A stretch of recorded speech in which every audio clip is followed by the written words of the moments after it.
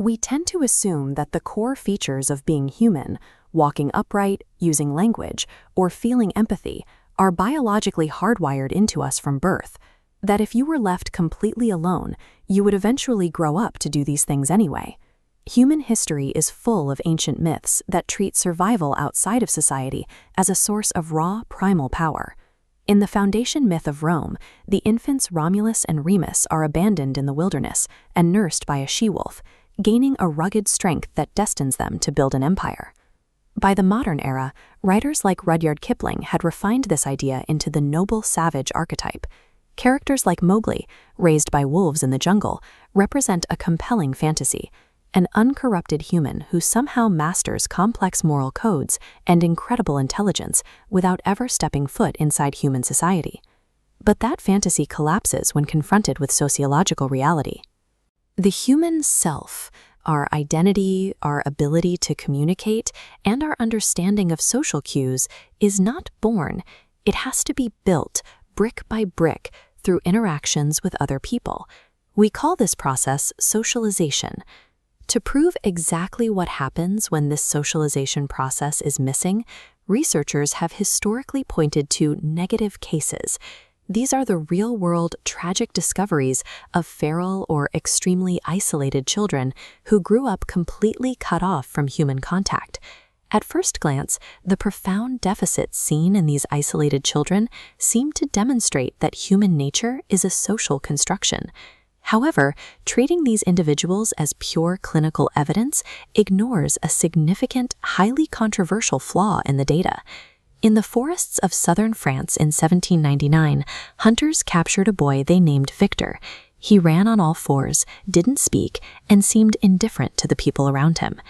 A physician named Jean-Marc Gaspard Itard spent 5 years trying to educate Victor, marking one of the first systematic attempts to study a human completely isolated from society.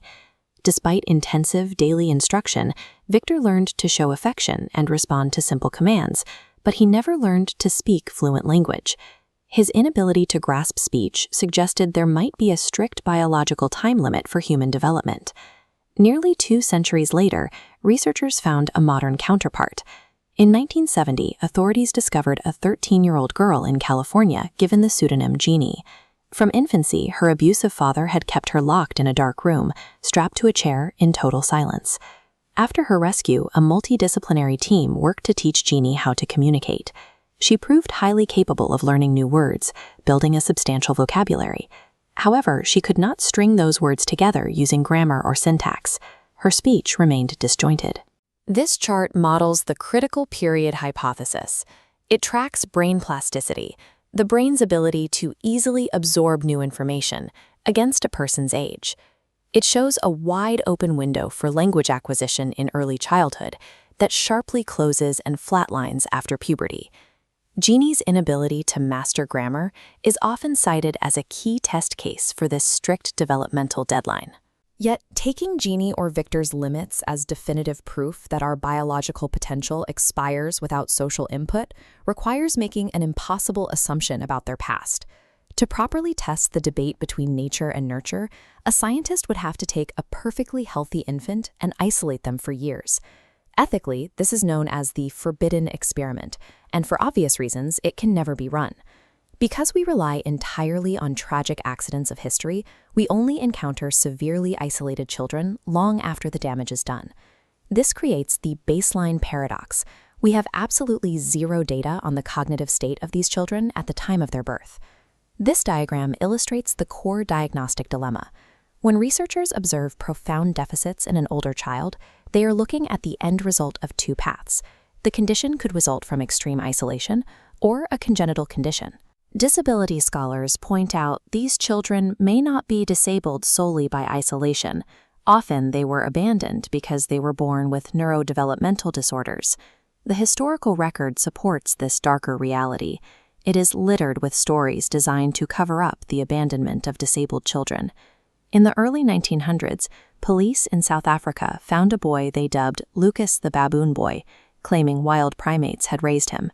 Later investigations proved he was a severely disabled child whose family had simply abandoned him to an institution. The very foundation of this famous sociological evidence is hopelessly entangled. It is scientifically impossible to separate the neurological damage inflicted by extreme trauma and neglect from the reality of underlying congenital impairment.